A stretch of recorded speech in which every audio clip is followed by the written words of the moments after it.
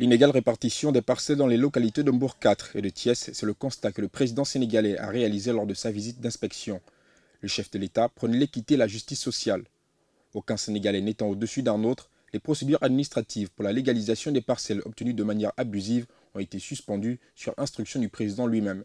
16 hectares, 18 hectares, 40 parcelles pour une seule personne. On ne peut pas laisser passer ça.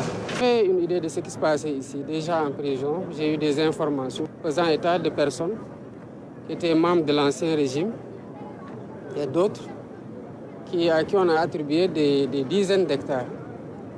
Et au même moment, j'avais entendu le maire de la ville de Thiès dire qu'on lui a donné que 120 parcelles de 200 mètres carrés qu'il devait distribuer à ses concitoyens.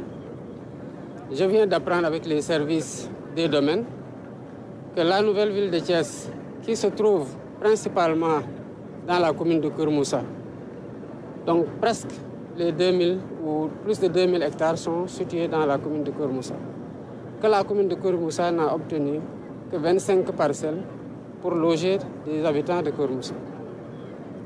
Vous avez vu avec les services qu'il y a des gens, des politiciens, à qui on a donné, des hommes d'affaires, à qui on a donné 100 hectares, 30 hectares, 13 hectares, 50 hectares, et même pour l'un d'entre eux, on parle de 200 à 300 hectares.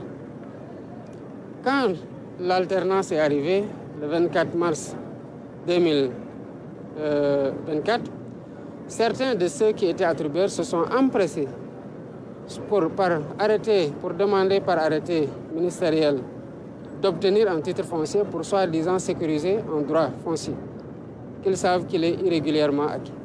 La suspension des procédures de légalisation des actes domaniaux implique l'arrêt d'attribution des parcelles, la suspension des demandes de baux, l'arrêt des opérations de morcellement, l'implantation, la suspension des procédures d'élaboration des plans ou encore l'interdiction des requêtes d'enregistrement et autres.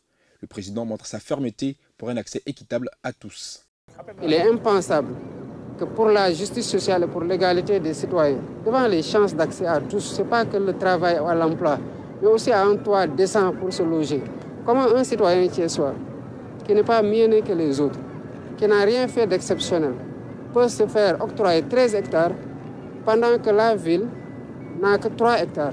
Et que cette personne-là se sente à l'aise à se réveiller, à regarder ses concitoyens thiessois et souvent même à leur demander son suffrage pour présider au destiné de cette ville-là. Le gouvernement sénégalais met un coup de frein au programme de construction des 100 000 logements initiés par les autorités précédentes, dont plusieurs proches collaborateurs de l'ancien régime pourraient répondre des vices de procédure devant la justice qui pourraient être saisis sur le scandale du foncier.